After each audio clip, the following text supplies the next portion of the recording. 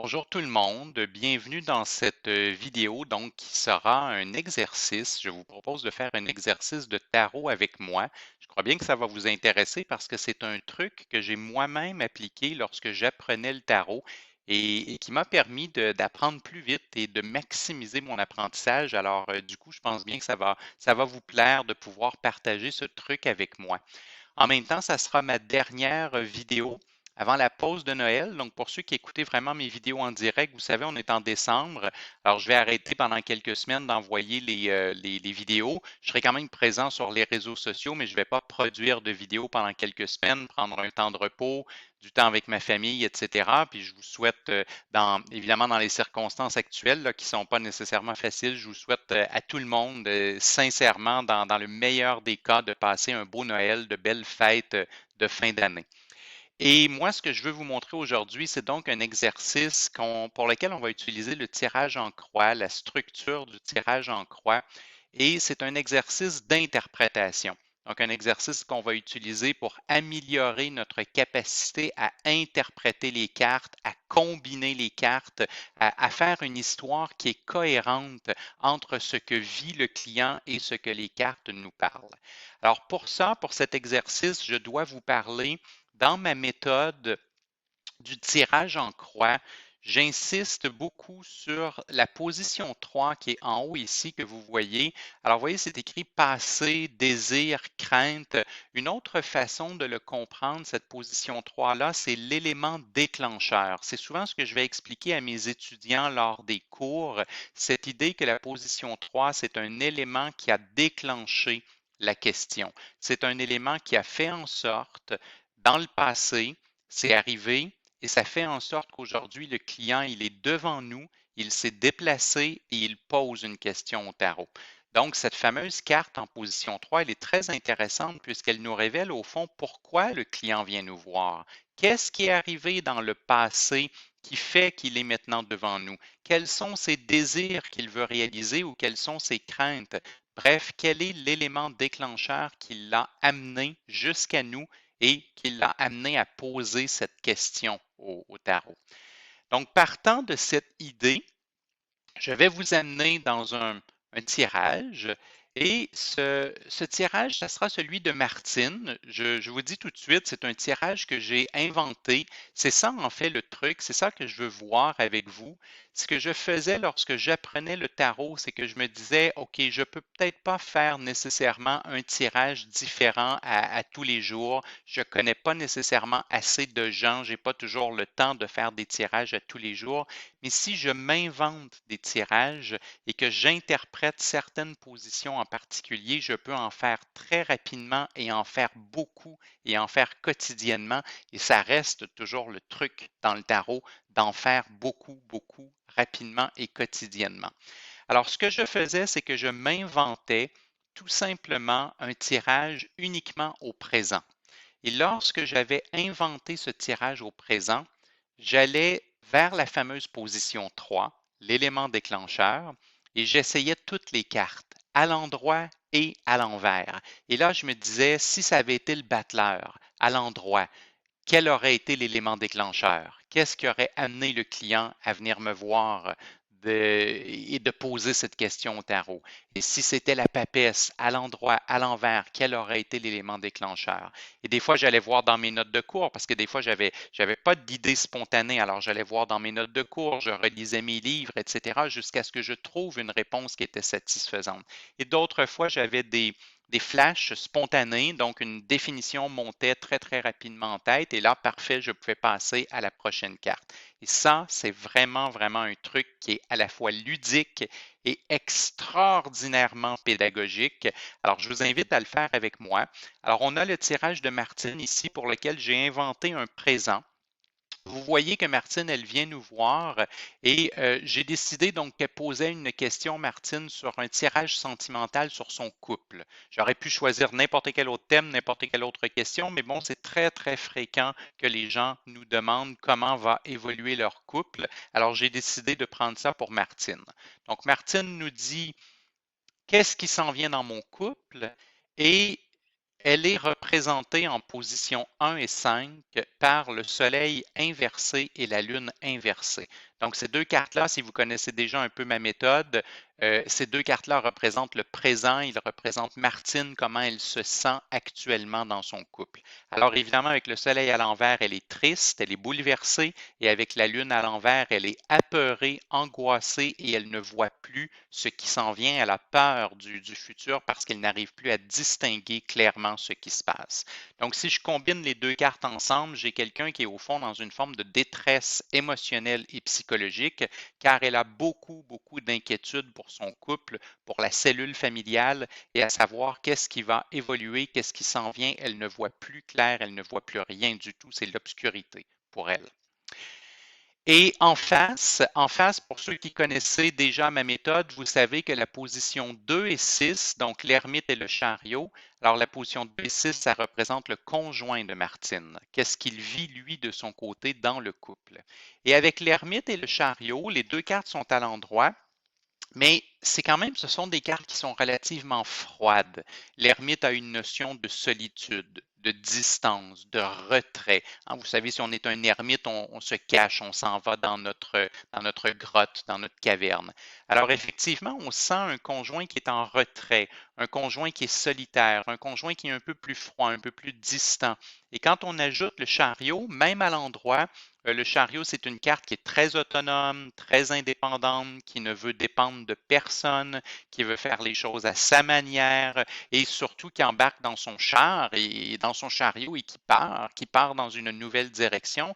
Alors quand je combine les deux cartes, j'ai comme l'image d'un conjoint qui est devenu froid, qui est devenu distant et qui veut maintenant vivre sa vie sentimentale comme il le veut, comme il l'entend et qui ne communique vraiment plus beaucoup avec Martine ici. Donc voilà mon présent. Voilà le présent. Et là, le jeu que je jouais, c'était de dire, il reste 18 cartes possibles, puisqu'il y en a 4 qui sont déjà sorties. Il reste 18 cartes possibles. Alors, si je les ouvrais une après l'autre, à l'endroit et à l'envers, et que je les plaçais en position 3 en haut, donc dans l'élément déclencheur, eh bien, quel aurait été l'élément déclencheur qui aurait amené Martine à venir me questionner et donc qu'est-ce qui serait arrivé au passé et qui aurait fait en sorte que Martine est actuellement bouleversée et qu'elle craint pour la cellule familiale et que son conjoint est devenu distant et des fois on se demande s'il n'est pas presque prêt à partir avec la combinaison des cartes. Alors avec vous, ce que je vais faire, c'est que je vais jouer le jeu avec 3 cartes. Je vais les placer une après l'autre. Je vais vous laisser quelques secondes pour y réfléchir et moi, après, je vais vous donner la réponse la plus spontanée qui m'est venue en regardant ces 3 cartes-là. Alors, ça va bien vous exposer comment on fait l'exercice. Vous allez même le faire avec moi et par la suite, vous pourriez continuer avec le reste des cartes à la maison. Alors, la première carte que je vais poser ou que je vais placer en position 3, c'est la carte du diable.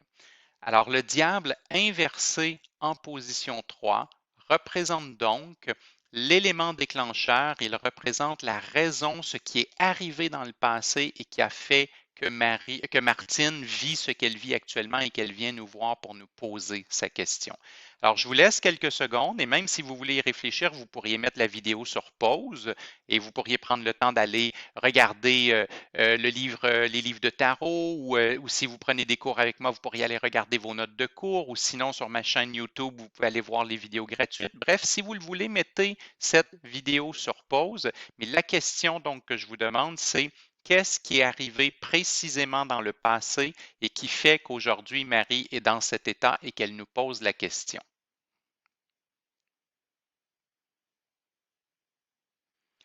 Personnellement, ma réponse, la réponse la plus spontanée lorsque j'ai tourné cette carte avant de préparer votre exercice, c'est une infidélité. Le diable inversé représente très, très souvent une aventure sexuelle, une infidélité sexuelle. Alors moi, c'est ce qui m'est venu en premier et ça serait évidemment une très bonne raison pour laquelle Martine serait complètement bouleversée et qu'elle ne sait plus quel sera l'avenir de son couple. Maintenant, il y aurait probablement pu avoir aussi toutes les définitions qui vont tourner autour de la colère, de l'agressivité, de la violence. Il y a peut-être eu un épisode de violence dans le couple, il y a peut-être eu un épisode d'agressivité dans le couple, il y a peut-être eu une colère monumentale dans le couple, il y a peut-être eu une frustration monumentale dans le couple. À mon avis, c'est beaucoup ce qui aurait pu arriver en deuxième ou en troisième comme type de définition, mais encore une fois, pour moi, ce qui s'était présenté le plus spontanément, c'était cette idée d'une infidélité. Essayons avec une autre carte. Ici, plutôt que d'avoir le diable, je plaçais une justice à l'envers. Donc la justice à l'envers, elle représente l'élément perturbateur, la raison pour laquelle Martine pose la question au tarot, ce qui est arrivé dans le passé et qu'elle se sent si désemparée au moment présent. Alors, je vous laisse quelques secondes pour y penser.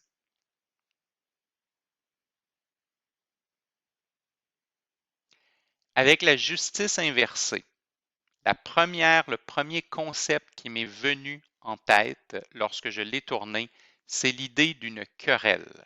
Parce que la justice à l'envers, si vous allez voir bien les définitions de la justice, vous allez vous rendre compte qu'elle n'est pas que légale. Elle ne se passe pas que dans une cour, que devant un juge ou des avocats. Ce que la justice représente dans ses fondements, c'est deux parties qui ne sont pas d'accord exactement avec la même chose ou avec la même procédure et qui donc comparent et pèsent le pour et le contre et essaient d'expliquer l'un à l'autre leurs arguments. Alors, quand elle est à l'envers, il y a souvent cette notion de dispute et de querelle. Deux personnes qui ne sont pas d'accord avec la même procédure, deux personnes qui ne sont pas d'accord avec la même chose et qui argumentent. Et comme la carte est inversée, l'argument ne se passe pas très, très bien. Alors, effectivement, l'argument, la dispute, la querelle, c'est la première chose qui m'est venue en tête. Ceci dit, on aurait pu faire intervenir la loi. Je pense que la justice inversée aurait pu représenter le fait de recevoir une demande de divorce, par exemple. Ça aurait pu être probable. C'est très, très précis, mais c'est très probable avec une justice inversée parce qu'on reçoit un papier de loi, un papier légal. Allons jouer le jeu avec une dernière carte. Alors, je remplace la justice inversée et je la remplace par une papesse inversée. Alors, la papesse inversée, c'est l'élément déclencheur, c'est ce qui est arrivé dans le passé et qui a fait que Martine vient nous voir et qu'elle pose la question au tarot et qu'elle est dans cet état. Alors, encore une fois, je vous laisse quelques secondes. Essayez de réfléchir, qu'est-ce que vous auriez dit à votre avis? Quel est l'élément déclencheur au passé qui a fait en sorte que Martine est bouleversée dans ça et qu'elle vient nous voir?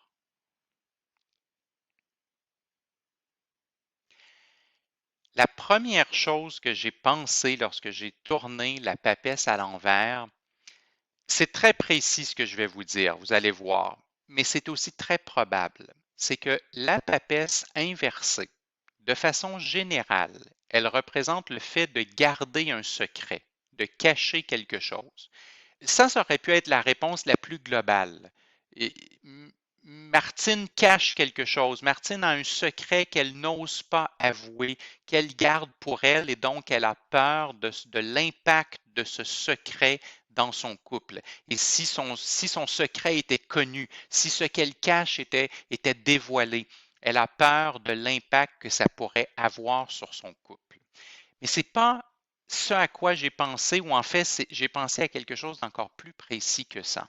Je me suis demandé si en fait Martine n'était pas enceinte et qu'elle avait très très peur de la réaction de son conjoint si elle lui annonce qu'elle attend un enfant, qu'elle a une maternité en cours. Et la raison pour laquelle j'ai pensé ça, c'est que premièrement, la papesse dans le tarot fait partie des cartes qui peuvent représenter une maternité. L'autre raison, c'est que le soleil inversé au présent pour Martine, c'est la peur au niveau d'un enfant. C'est la carte des enfants, le soleil est à l'envers, il y a une crainte à propos d'un enfant. Et la lune inversée, c'est la deuxième carte dans le tarot qui peut représenter la maternité. Et elle est à l'envers, donc une maternité qui nous fait peur. Alors, quand je combine les trois cartes, je me dis, tiens, ça pourrait très, très bien être une grossesse que l'on cache, que l'on tait parce qu'on a peur de la réaction. Et ça serait aussi plausible avec l'ermite et le chariot, parce que l'ermite et le chariot, on a vu qu'il décrivait le conjoint de Martine comme quelqu'un qui était de plus en plus distant. On se posait même la question à savoir s'il ne voulait pas partir, s'il ne voulait pas quitter carrément avec le chariot, reprendre son autonomie, son indépendance. Alors, je pense ici que Martine, elle pourrait être enceinte et avoir peur de le dire parce qu'elle sent déjà son conjoint qui s'éloigne, elle sent déjà son conjoint qui est en train de se retirer et peut-être même de partir du couple et elle a peut-être peur que si elle lui annonce qu'elle est enceinte, que ça va précipiter sa décision, que ça va venir au fond influencer sa décision. Alors, c'est une possibilité. Malgré tout, comme je vous disais, la réponse la plus globale serait Martine cache quelque chose, elle cache un secret, elle cache quelque chose et elle a peur que si elle le révèle, ça pourrait avoir un impact dramatique sur son couple. J'espère que vous avez aimé ce petit exercice et j'espère que vous allez continuer à la maison avec les quoi, il nous resterait 15 cartes, hein, parce il y avait 18 cartes possibles, il resterait 15 cartes et on pourrait aussi les faire à l'endroit. Donc, vous pourriez les faire à l'endroit à la maison dans l'exercice. Moi, je vous conseille vivement de faire ça. C'est quelque chose qui m'a énormément aidé à apprendre les définitions des cartes et c'est quelque chose qui m'a énormément aidé dans le développement de ma capacité à interpréter les cartes. Alors, je vous recommande ce truc et je suis très content de l'avoir partagé avec vous juste avant cette pause de Noël, des fêtes de fin d'année. Et je vous dis en terminant, si jamais ça vous plaît, tout ça, que vous avez envie de prendre un cours avec moi, d'apprendre le tarot avec moi, vous avez évidemment l'option avec les livres, le théâtre du tarot et le tarot par la pratique, mais sachez aussi que dès le mois de janvier, il y aura un cours avec un horaire qui est adapté à l'Europe, parce qu'on me le demande beaucoup. Alors voilà, maintenant c'est officiel. Durant toute l'année 2021, à chaque semaine, il y aura des cours avec un horaire pour l'Europe et des cours avec un horaire pour le Québec. Alors maintenant, c'est disponible. Donc, dès janvier, il y a des cours de tarot pour l'Europe et dès le mois de mars, il y a des cours pour le Québec. Alors, si vous êtes intéressé à vous inscrire, écrivez-moi en privé, ça me fera plaisir de vous donner les détails. En attendant, vous avez accès à ma chaîne YouTube durant tout le temps des fêtes et utilisez le truc que je viens de vous montrer et essayez les 15 autres cartes pour voir si vous auriez trouvé d'autres éléments déclencheurs pour Martine. Au revoir tout le monde, à bientôt.